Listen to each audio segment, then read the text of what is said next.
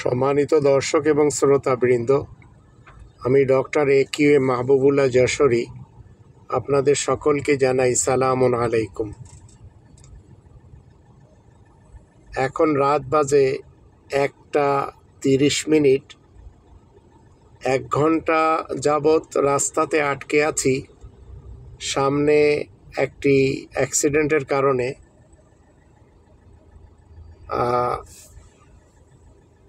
এত বড় জ্যাম জার্মানের জীবনে আমি কখনো দেখিনি।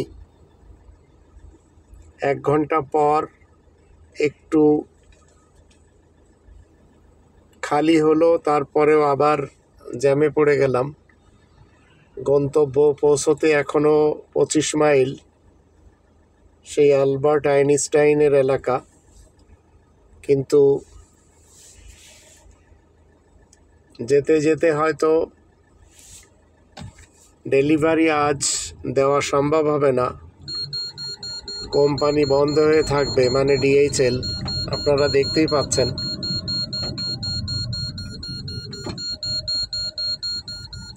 কারণ এখানে সবচেয়ে বেশি যে লোকগুলি আসে তারা সবাই ডাক নিয়েই আসে।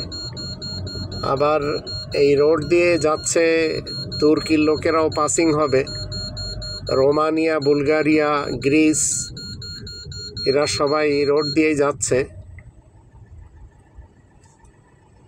আরও বড় বড় কোম্পানি যেগুলি উলুম শহরে রয়েছে, মুনশিন শহরে রয়েছে, সবাই এই রোড দিয়েই পাসিং হবে। কিন্তু এই অ্যাক্সিডেন্টের কারণে এখানে আমাদের অনেক সময় চলে গেল। এখন আস্তে আস্তে গাড়ি যাচ্ছে, আমিও আস্তে আস্তে চালিয়ে যাচ্ছি।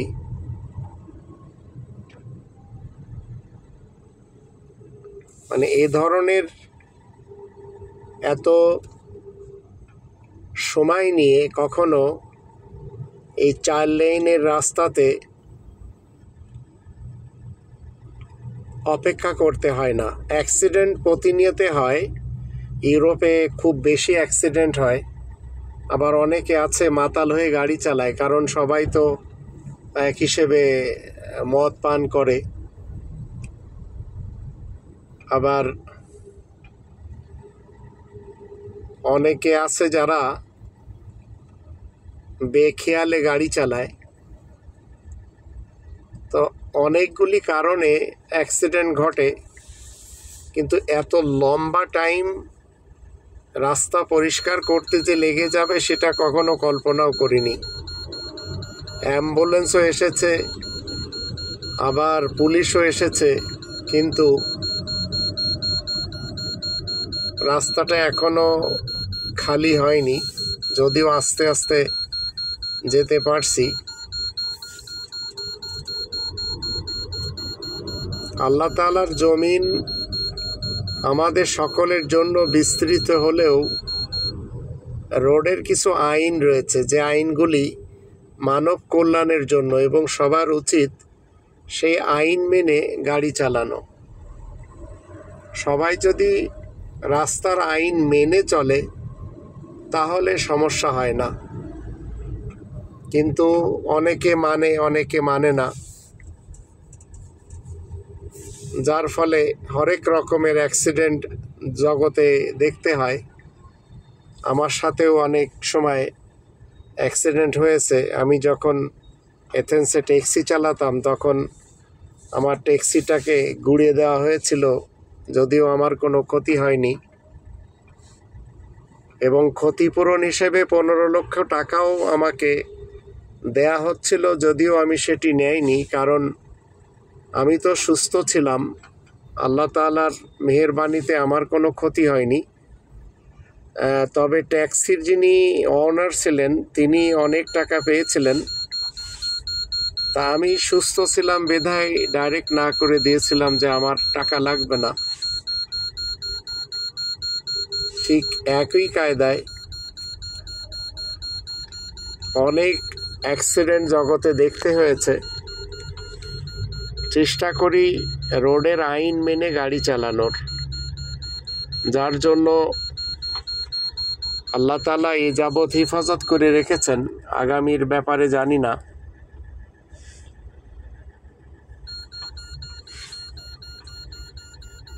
রব্বানি বিধানে আল্লাহ বলে দিয়েছেন, চওড়া সড়কগুলি আল্লাহ তৈরি করেছেন, দিক নির্দেশনা আল্লাহ তাআলার।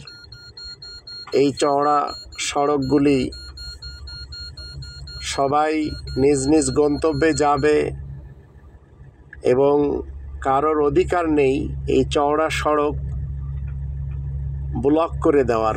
যদিও আমাদের দেশে যখন ধর্মের ইজতেমা হয়, যার কোনো অস্তিত্ব কোরআন বলে না, টঙ্গীর বিশ্ব ইজতেমা, যেটি সম্পূর্ণরূপে কোরআন বিরোধী,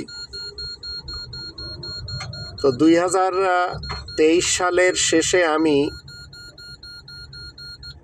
বাংলাদেশে ছিলাম। 2024-এ যখন ইজতেমা হয় তখন আমি ঢাকাতে ছিলাম।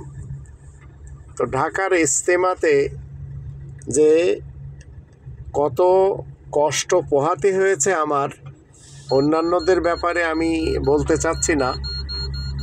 এই যে ধর্মের নামে রোড ব্লক করে দেওয়া, সেটি নিতান্তই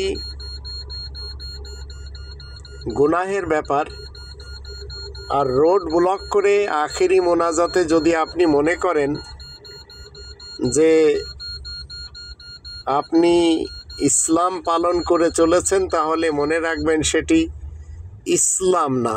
যে ইসলামে মানুষকে কষ্ট দিয়ে আখেরি মোনাজাত করতে হয়, সেটি ধর্মজগতে ঠিক আছে, ধর্মের লোকেরা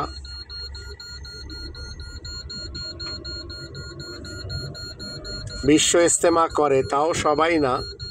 আমাদের দেশে শিয়া মুসলমান, সুন্নি মুসলমান, সালাফি মুসলমান সবাই বসবাস করে।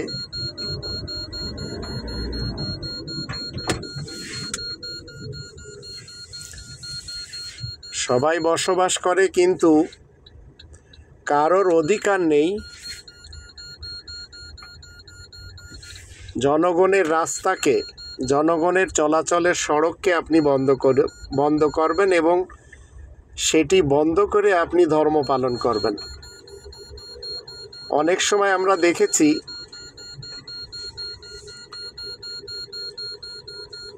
ইউরোপের বিভিন্ন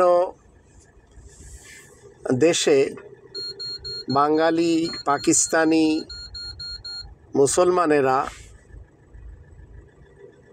অনুমতি নিয়ে রাস্তা ব্লক করে নামাজ পড়ে, বিশেষ করে ঈদের সময়, যদিও এটি একেবারে ঠিক না। তো ইসলাম মানেই তো শান্তি। এখন শান্তির জায়গাতে যদি আপনি অশান্তি ছড়ান, অশান্তি ঘটান, তাহলে সেটি তো আর ইসলাম হলো না। ইসলাম যেখানে শান্তি থাকবে সেটি ইসলাম, যেখানে অশান্তি সেখানে অন্তত ইসলাম নেই, এটি আপনাকে জানতে হবে। সেটি বিশ্ব ইজতেমার মাঠে হোক অথবা অন্য কোথাও হোক। পৃথিবীতে যে সিস্টেমে মানুষ চলাফেরা করে সমাজে, দেশে শান্তি পায়, মনে রাখবেন সেটি ইসলাম। আদার দেন অশান্তি যেখানে, সেখানে অন্তত ইসলাম নেই। এটি আপনাকে আমাকে বিশ্বাস করতে হবে। ইসলাম মানেই শান্তি, এর বিপরীত সবই অশান্তি। আর অশান্তি যখন আপনি দেখবেন, মনে রাখবেন সেখানে অন্তত ইসলাম নেই। আর ইসলাম যখন নেই, তখন আপনি কি করবেন মনে রাখবেন সেটি গণতন্ত্রের, রাজতন্ত্রের কিংবা সমাজতন্ত্রের কোনো সিস্টেম চলছে। আর এই সিস্টেমগুলিতেই শুধু অশান্তি আর অশান্তি, এছাড়া আর কিছু না। আল্লাহ আমাদের সবাইকে বোঝার তৌফিক দান করুন। যারা আজ রব্বানি সিস্টেমকে বাদ দিয়ে গণতন্ত্রের শিরিকি সিস্টেম, রাজতন্ত্রের শিরিকি সিস্টেম মোল্লাতন্ত্রের শিরিকি সিস্টেম এবং সমাজতন্ত্রের শিরিকি সিস্টেম মেনে চলেছে, তারা অন্তত পৃথিবীতে শান্তি দিতে পারে না, তবে তারা পৃথিবীতে মানুষ মারতে পারে।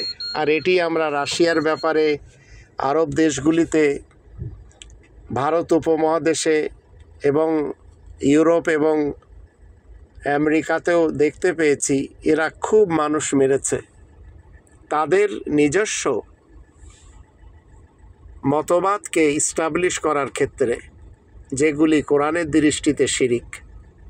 তো আসুন আমরা রব্বানি সিস্টেম নিজেদের জীবনে প্রয়োগ করি এবং আমরা সবসময় যেন কোরআনের বিধান মেনে জীবন কাটাতে পারি, সেটি আল্লাহ তাআলার কাছে প্রার্থনা। ভালো থাকবেন, সুস্থ থাকবেন।